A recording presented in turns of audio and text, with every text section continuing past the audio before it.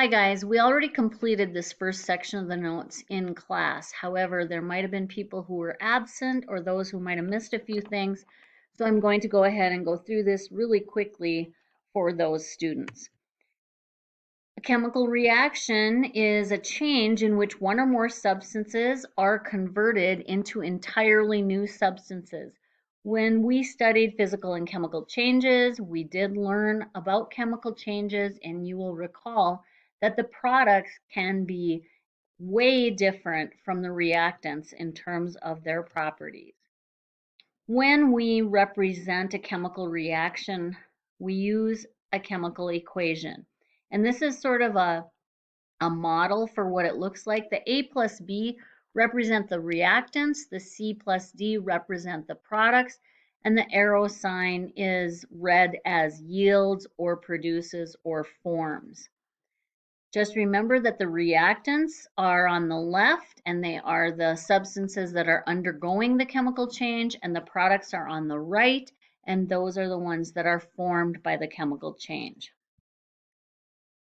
We have to make sure that when we represent what happens in a chemical reaction, that we follow the law of conservation of matter. The law of conservation of matter states that matter is neither created nor destroyed in a chemical reaction. However, the form can change. Atoms can be rearranged. When we're balancing equations, which is the next step, and we've started on that in classes, and most of you are getting pretty good at it.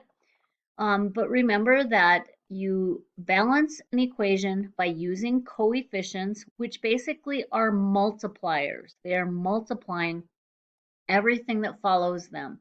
They are not, you're not adding. I think that's where people end up making mistakes, is when they think of it as adding. You need to remember that if I put a 2 in front of H2, that means I'm multiplying the 2 coefficient times the 2 subscript, and I have a total of 4 atoms of hydrogen. We looked at this diagram on our notes. Just remember that this is a good representation of how it's important to make sure that you've accounted for all the atoms on the reactant side and the product side, and that you also notice that the bonds between them have definitely changed, but you still have only the atoms that were present before and after. We can write word equations. A lot of times the word equation might be given to you, and then you have to write the formula equation for that. So make sure that you always have that ion chart handy. That's why we've been reviewing how to write those formulas as often as we have, because we have to continue to be able to do that. Once we get the skeleton equation, like you see at the bottom, that just basically has our symbols and our formulas there correctly written.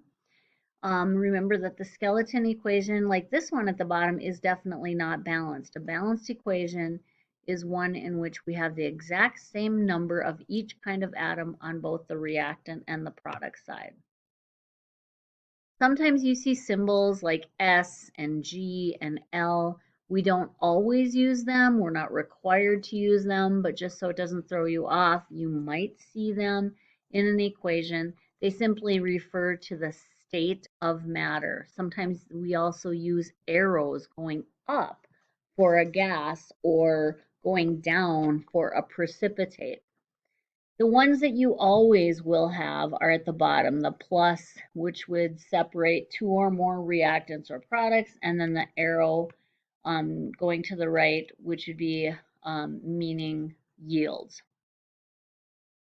Coefficients, again, represent to whatever you have behind it. If it's a single atom, it means 2 atoms. If it's a molecule, it means 2 total molecules. So again, you have to, or 3.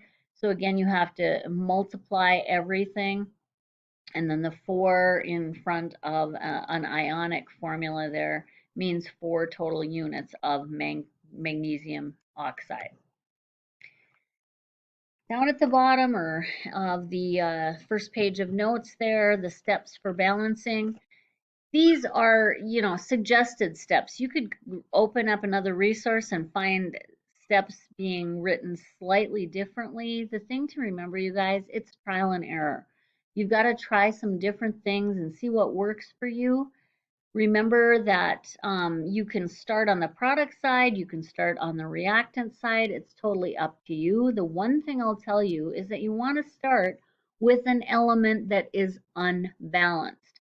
Doesn't make sense to start with an atom that's already balanced, that you have the same number of on the reactant side and the product side. So start with something that's unbalanced. Another general trick is to leave hydrogens and oxygens to the very end, but again, you don't necessarily have to do that because literally that might be the only thing that you have that's unbalanced. And so if that's true, you got to start with that. You're going to write your skeleton equation. You're going to count up those atoms. If you want to use a tally system for that, by all means, if that helps you, go ahead and do that. It's not required.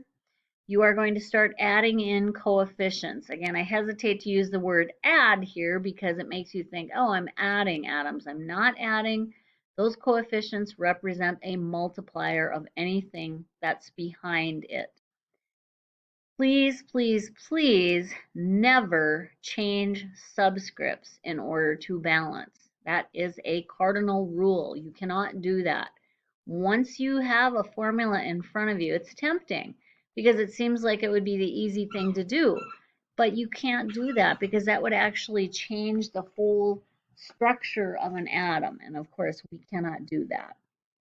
And then after you're done, you're going to want to go ahead and recheck, recount, go back through to make sure that you've done it properly. So here's the example of the problem that was shown in this PowerPoint. We have hydrogen gas plus oxygen gas yielding liquid water. Again, you can just try a couple of things, but do not ever change the subscripts. Coefficients, you are going to write your coefficients so that you have the lowest possible numbers. A good example, like on this slide, certain people sometimes end up with a 4 in front of the H2 and a 4 in front of the H2 and a 2 in front of the O2. Remember, if you get something like that, 4 is evenly divided by 2, and so you'd have to reduce. This is kind of just one of those tricks. Can be helpful to save hydrogen, carbon, and oxygen to the end. I apologize for the squeaking that you're hearing. I have my dog.